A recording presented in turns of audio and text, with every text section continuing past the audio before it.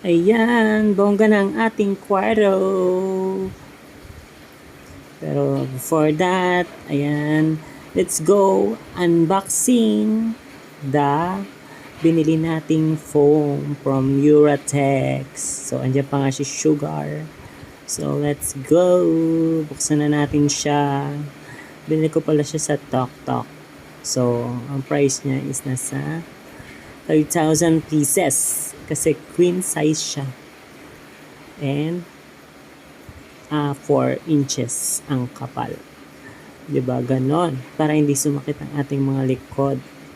Kasi yung foam ko before is masyado nang mababa. And ano na, gamit na siya. Ilang years na yun. At least, diba, bili ulit tayo ng bago para masarap ang ating likod para pag nag